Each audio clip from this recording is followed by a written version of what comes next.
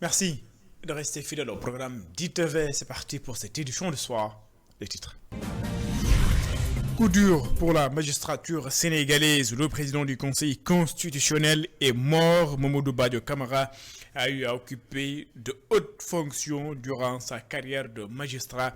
Il s'était illustré lors de la dernière présidentielle en mars 2024. Problématiques liées aux fonciers, aux finances et aux élections, les élus locaux et des experts explorent des pistes de solutions et approfondissent des réflexions autour de la gouvernance locale. L'incivisme, un mal bien ancré dans les habitudes de nombreux citoyens sénégalais, reportage sur des pratiques qui heurtent le prétexte, le repositionnement de l'instruction civique voulue par le chef de l'État. Voilà pour les titres. Le développement, c'est dans une poignée de secondes.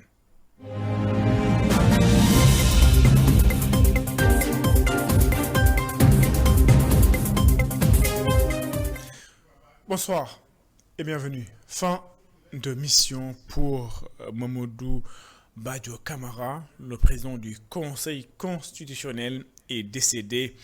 Magistrat chevronné, il a eu à occuper de hautes fonctions durant son parcours. L'ancien premier président de la Cour suprême a donc tiré sa révérence à l'âge de 73 ans. Tidiane Sy nous dresse son portrait à titre posthume. Ancien président de la Cour suprême et du Haut Conseil de la magistrature, Mamadou Badio Camara avait été nommé à la tête du Conseil constitutionnel en 2022. Magistrat chevronné Mamadou Badio Camara symbolisait la rigueur, la discrétion et un profond attachement au principe de l'état de droit. Né en 1952 à Dakar, Mamadou Badio Camara a entamé ses études supérieures à la faculté de droit de l'université Cheikh Anta Diop de Dakar en 1971 après son baccalauréat. La licence en droit privé option judiciaire obtenue en juin 1975, Mamadou Badio Camara est ensuite admis à l'École nationale d'administration et de magistrature, l'actuelle École nationale d'administration. Avec un brevet de magistrat en poche en 1977, il entame une longue carrière de magistrat et va occuper de nombreuses et importantes fonctions dans les juridictions sénégalaises. Tout juste sorti de l'ENAM, il est nommé substitut du procureur de Dakar, puis procureur de la République près le tribunal régional de Ziguinchor, avant d'atterrir à Kaolack pour les mêmes fonctions dans les années 80. En 1983, il est promu premier substitut du procureur de Dakar avant d'être nommé l'année suivante procureur de la République près le tribunal régional de Kaolack. Après 5 années passées dans cette région du centre, Mamadou Badio Camara est affecté en 1989 au poste de procureur de la République près le tribunal régional de Ziguinchor. Après le Sud, il a respectivement occupé les fonctions de substitut général au parquet général de la Cour d'appel de Dakar et de procureur adjoint au tribunal régional aux classes de Dakar. Après ses études universitaires et quelques années d'exercice de son métier dans les juridictions nationales, Mamadou Badio Camara se lance dans des formations spécialisé pour approfondir ses connaissances dans plusieurs domaines en rapport avec son métier de juriste. C'est ainsi qu'il va faire des formations en France, aux États-Unis et au Canada. Pendant ses activités professionnelles, Mamadou Badio Camara a été nommé président de la Chambre criminelle de la Cour suprême, cumulativement avec les fonctions de secrétaire général de la même juridiction. Il a été aussi secrétaire général de la Cour de cassation. En février 2024, alors que le président Macky Sall avait acté un rapport controversé de 10 mois de l'élection présidentielle avec l'appui d'une majorité parlementaire, c'est sous l'autorité de Badio Camara que le Conseil constitutionnel avait jugé cette décision contraire à la Constitution. L'institution avait exigé la fixation d'un nouveau calendrier contraignant. Le chef de l'État a organisé le scrutin le 25 mars 2024 qui s'est soldé par la victoire de Bassirou Diomaye Faye. Décédé à l'âge de 73 ans, il entre à jamais dans la postérité. Loin d'être en crise, Le secrétaire général du syndicat des travailleurs de la justice sous le choc à l'annonce du décès du président du Conseil constitutionnel, Maître El Hadj Aya Boun Malick Diop, parle d'un homme d'ouverture d'esprit, d'une humanité frappante. Le défunt qui a fait toute sa carrière dans la justice doit être, selon lui, hissé au panthéon de la justice pour l'immortaliser. Maître El Hadj Aya Boun Malick Diop est joué par Antoine Diouf. Je suis complètement abasourdi, je dirais même que je suis assommé. Parce que ce décès est brutal dans la mesure où je n'étais pas informé d'une quelconque maladie de M. Badio Camara. Le défunt et moi avions des relations privilégiées. Il m'était très proche. Il me recevait souvent lorsqu'il était premier président de la Cour suprême. On discutait, on échangeait. Il me conseillait, il me prodiguait beaucoup de conseils et je crois que cela m'a aidé à me bonifier dans mon comportement de leader syndical. Et c'est quelqu'un d'un raffinement très élevé, d'une ouverture d'esprit et franchement d'une humanité frappante. Monsieur Bayo Camara, c'était la simplicité, la générosité, franchement tout ce dont on attend d'une grande personnalité, c'est-à-dire une humanité dans sa complétude. Ce qui m'a beaucoup frappé chez lui, c'est que c'est lui-même qui a eu à me le dire. Il a fait toute sa carrière dans la justice. Il n'a jamais quitté la justice. Il n'est jamais parti en détachement et il a principalement fait toute sa carrière dans le parquet jusqu'au niveau de la Cour suprême.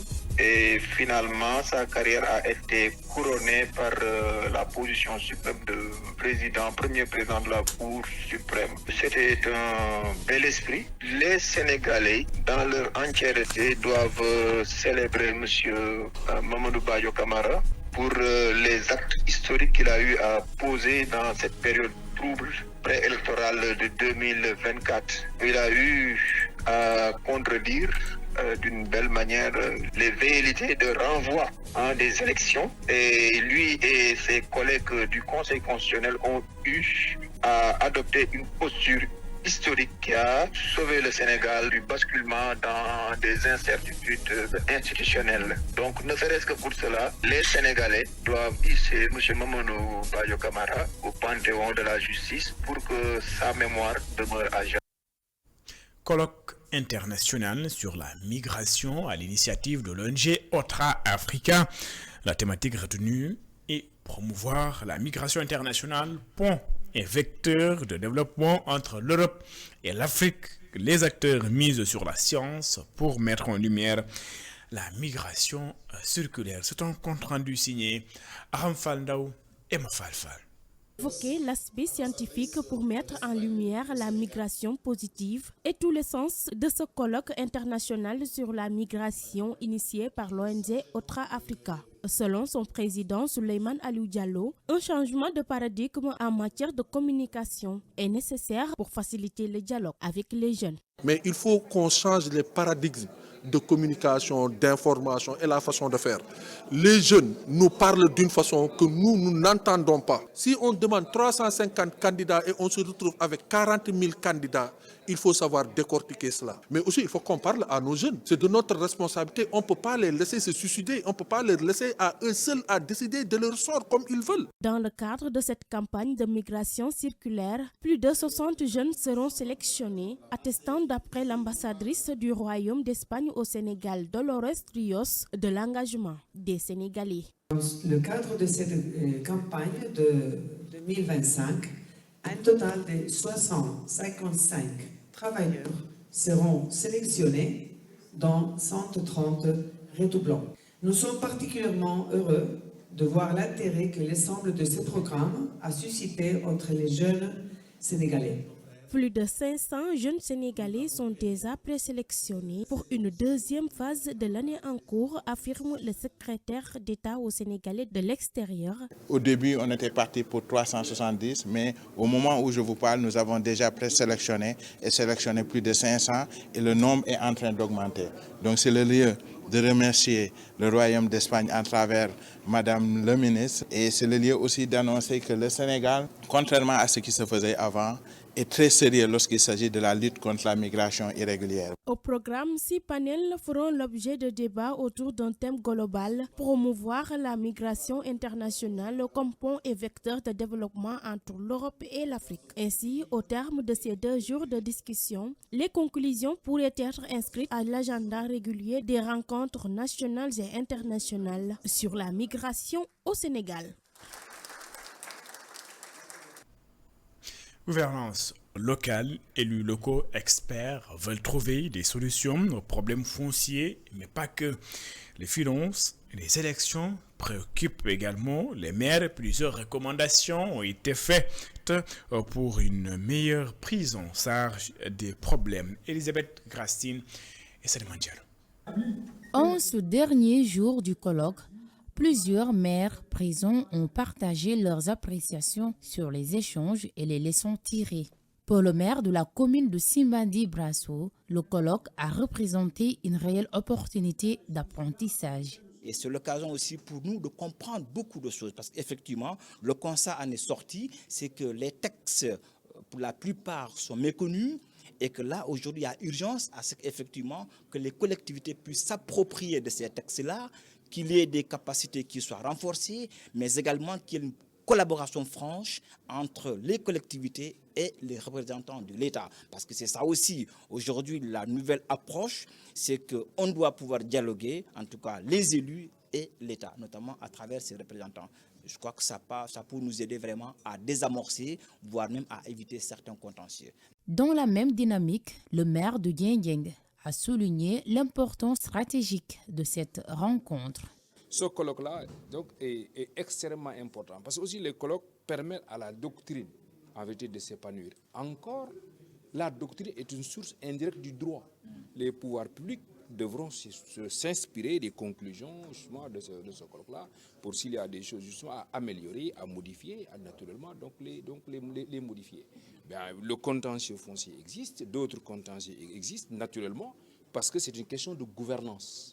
Les questions locales, c'est des questions de gouvernance. Les collectivités locales gèrent des intérêts et donc sont surveillées aussi donc, par l'État. Naturellement, il peut exister des contentieux, mais le plus important, je pense qu'il faudra chercher à maîtriser les textes, à comprendre les procédures et à éviter au maximum possible justement les différends. De son côté, Djibi Diallo, enseignant-chercheur et membre du comité scientifique du colloque international sur le contentieux des affaires locales en Afrique, a tenu à rappeler le contexte fondateur de cette initiative.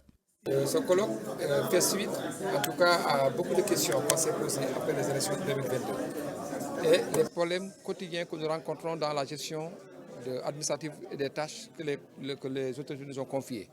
Notamment les problèmes souvent qui sont liés d'ordre sur le plan foncier, les problèmes aussi liés d'ordre effectivement financier et surtout aussi les contentieux électoraux.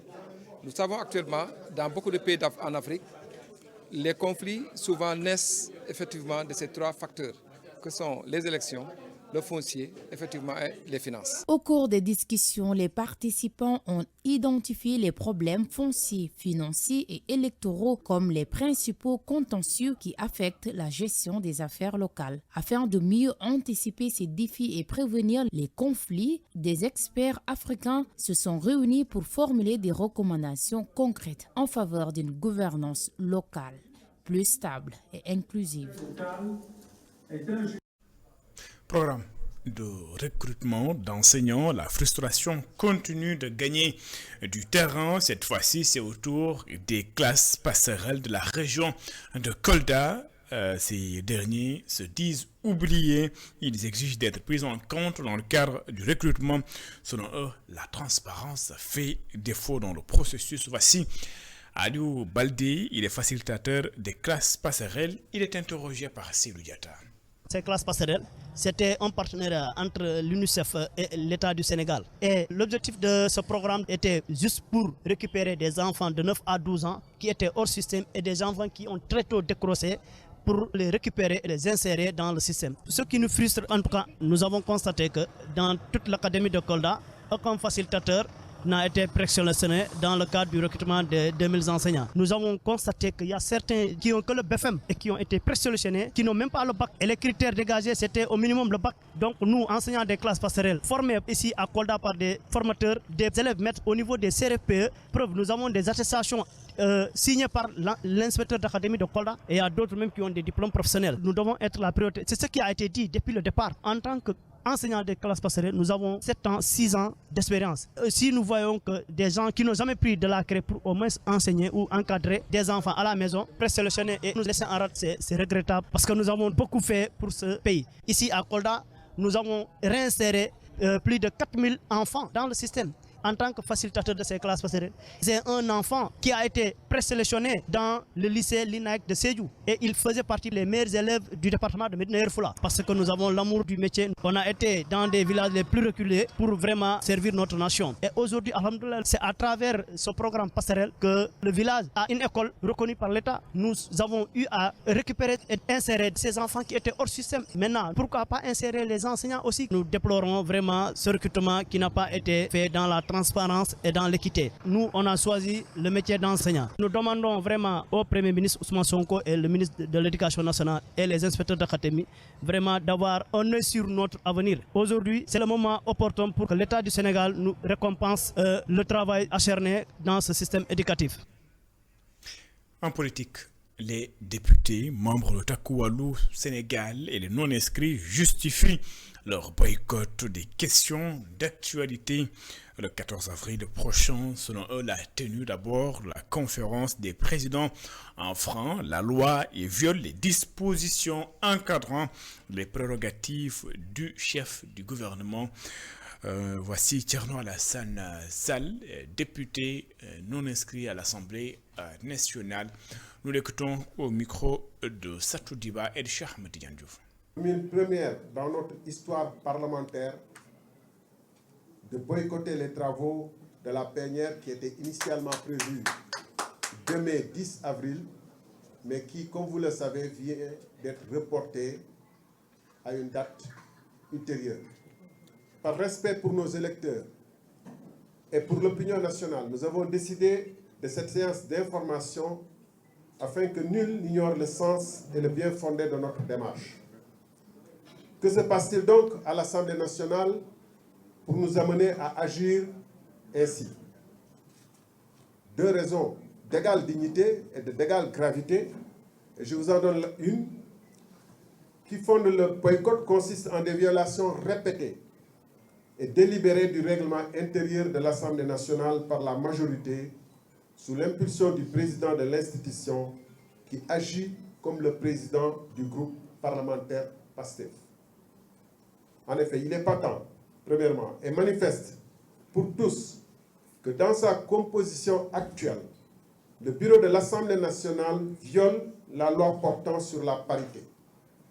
Le plus grave est que, dans ses interactions de tous les instants avec les membres de l'opposition, le président de l'Assemblée nationale manque de la plus élémentaire courtoisie et se prend pour un surveillant de camp plutôt que pour la deuxième personnalité de l'État.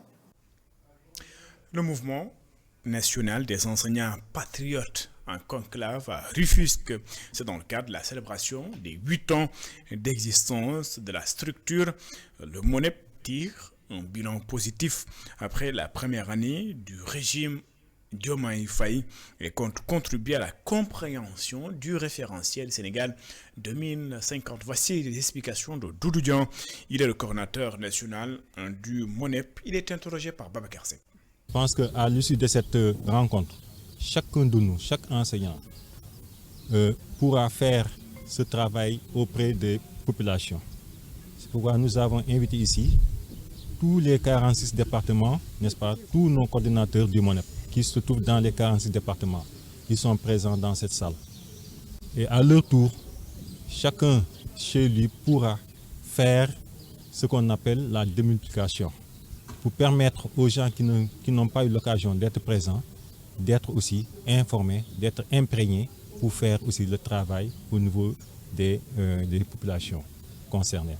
Donc, le travail va tourner autour de trois axes.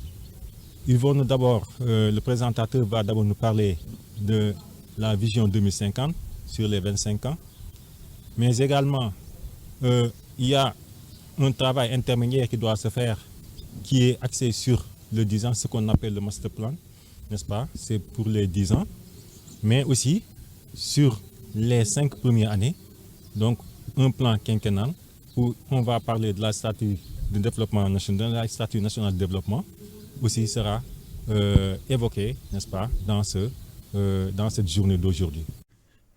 Clôture du forum de haut niveau sur l'irrigation au Sahel. Une nouvelle déclaration de Dakar a été adoptée par les gouvernements des 6 pays du SILS. Le plaidoyer est lancé auprès des chefs d'État, organisations de producteurs et partenaires techniques au développement pour accélérer les financements axés notamment sur les systèmes d'irrigation afin d'atteindre 1 million d'hectares sous maîtrise totale d'eau d'ici 2035. Sylvain Nafiba Ouadraogo est secrétaire exécutif, membre également permanent du SILS, et au micro de Bayokarsek.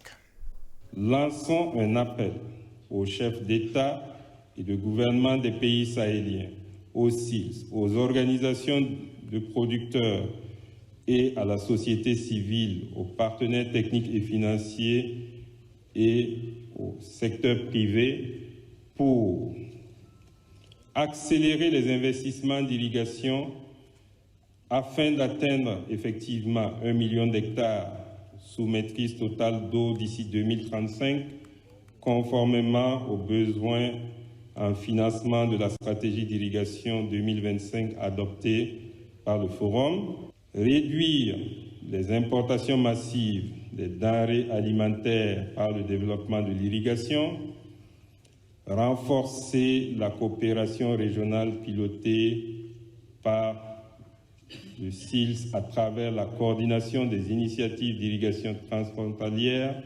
l'harmonisation des normes et la planification stratégique, assurer un dispositif régional de suivi-évaluation piloté par le SILS en rapport étroit avec les pays et les organisations régionales et les partenaires techniques et financiers, mettre à l'échelle les solutions d'irrigation développées et documentées dans le cadre du projet d'appui régional à l'initiative pour l'irrigation au Sahel Paris. Je le disais en titre, l'incivisme dans tous ces États, il est visible et caractérisé sous tous les aspects. Dans notre pays, hier, le chef de l'État a demandé le repositionnement de l'instruction civique dans l'éducation nationale, d'en faire un pilier ou l'un des piliers essentiels pour la bonne marche du pays. Réaction des habitants. Vous allez le voir dans ce reportage signé de Yalifal.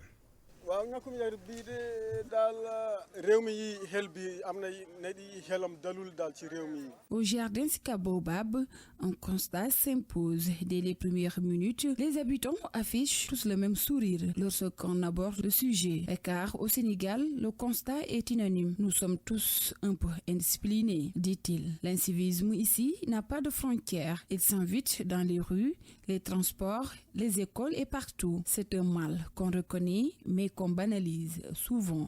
Pour les gens aussi qui jettent dans la rue, ça aussi, je pense que, quelque part, ils devraient revenir à la raison.